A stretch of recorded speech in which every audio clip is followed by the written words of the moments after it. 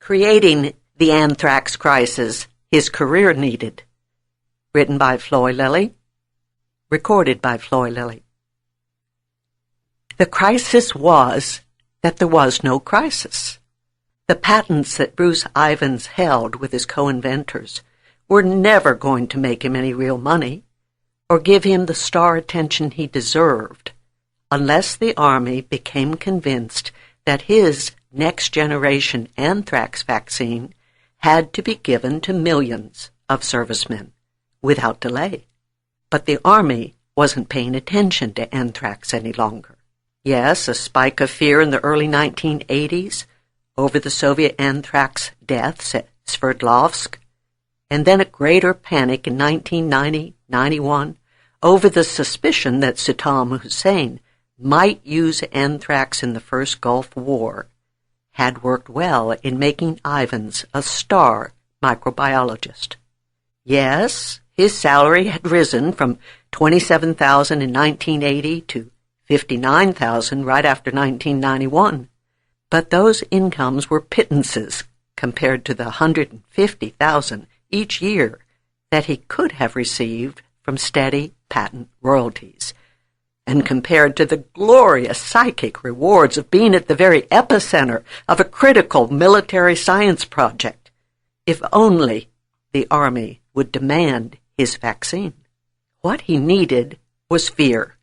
What Bruce Ivins needed was a massive wave of gut-chilling fear. Fear that near-invisible weapons of mass destruction were being unleashed, and that only one new anthrax vaccine could save lives. What Bruce Ivins needed was a crisis. So, Ivins created it. He sent anthrax by mail to several news media organizations and 2 U.S. senators. How can a man do what Ivins so deliberately did? This was not insider trading for profit. This was murder for power.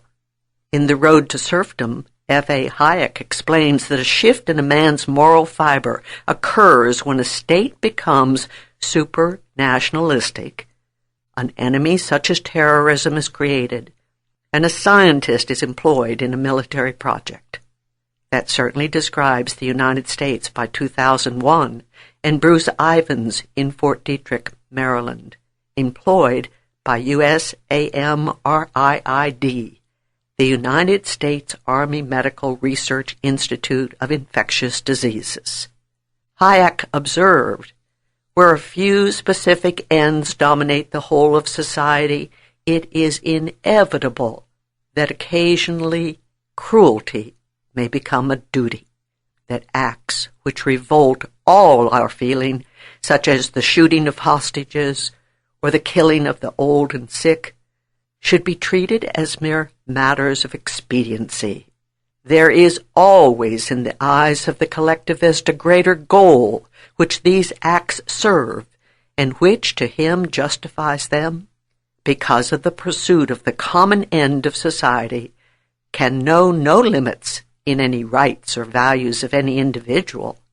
There is no need to invent excuses, such as mental illness, which is so often ill-defined, for Ivins' behavior when he had a greater goal, nor excuses for FBI Director Robert Mueller's years-long vilification of Stephen Hatfill, a long-shot suspect, when he had a greater goal, nor excuses for the mass media's disinformation while having access to accurate facts, when they had a greater goal.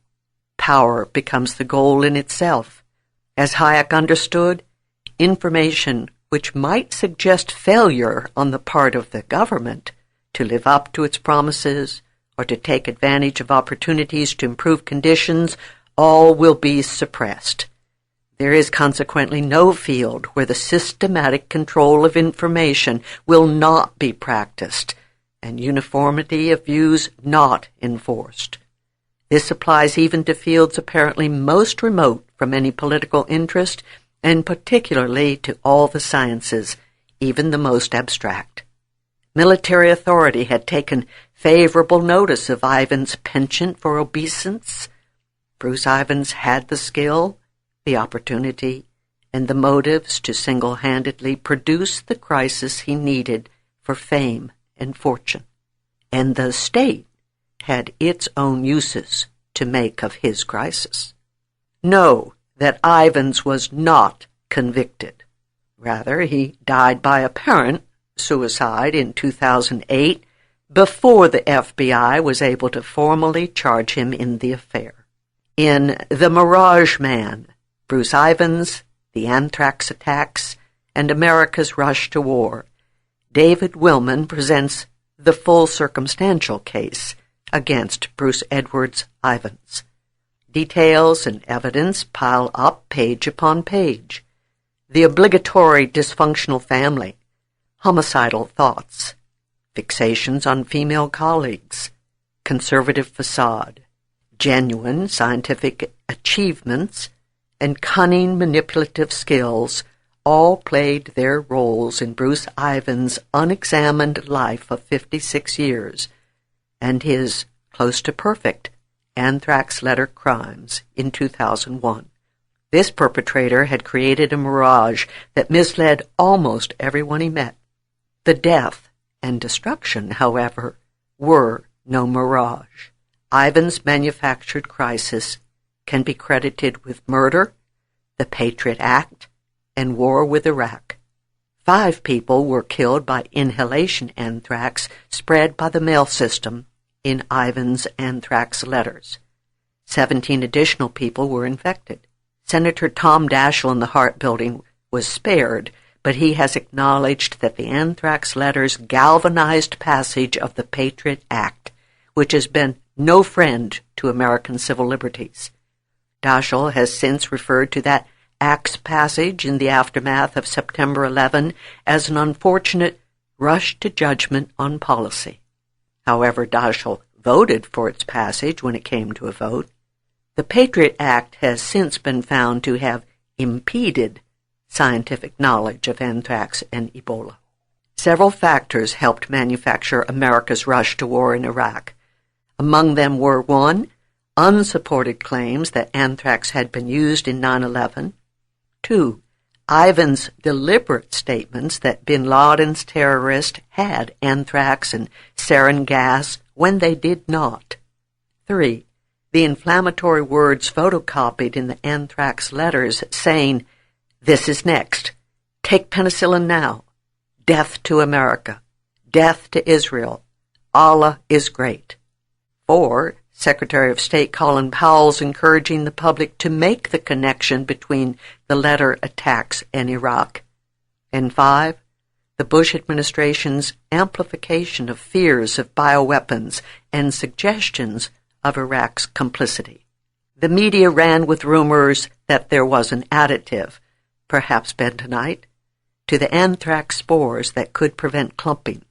Such deliberate preparation, had it been true, would have lent credibility to the possibility that this anthrax had been weaponized and was the product of sophisticated terrorists. The newly created Homeland Security did make this false claim, and they disregarded data from Sandia National Lab that disproved it. Iraq's weapons of mass destruction were a myth, but war fever needs few facts. The Bush administration simply believed that the anthrax letters were linked to Iraq. Deaths have mounted.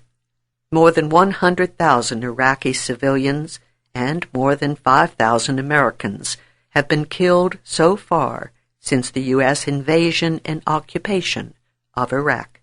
Costs have mounted. $1.5 billion each year was authorized to build a dozen biocontainment labs.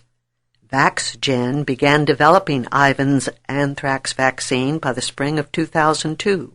They won 2 contracts totaling $101.2 million to begin making it. By 2003, they had an exclusive worldwide right from the U.S. Army to develop, manufacture, and sell the vaccine, for which Ivins held 2 patents. From 1998 through to mid-2010, anthrax vaccine was given to 2.4 million U.S. service personnel. Ivins did not live long enough nor innocently enough to collect on his desired $150,000 yearly royalty share, but he did receive a few patent-related fees that totaled $12,100 through VaxGen, and 11,457 scientists were licensed to be working on these biological agents by 2010, so high revenues could have been expected.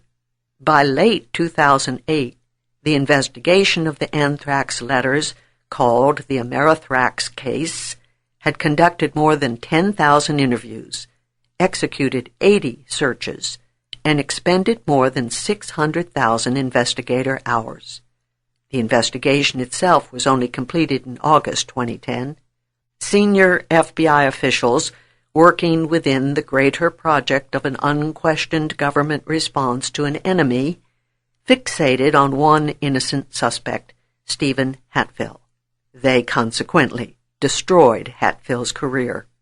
Eventually, they had to pay him a $5.82 million settlement, but they admitted to no error. It was not until the spring of 2008 that Bruce Ivans was finally seen as the guilty scientist.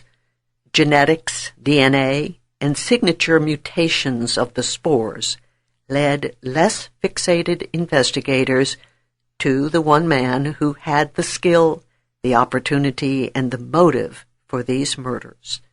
Ivans sought to implicate 7 of his own colleagues, but ultimately the FBI concluded that it was solely Bruce Ivans who was responsible for the anthrax attacks.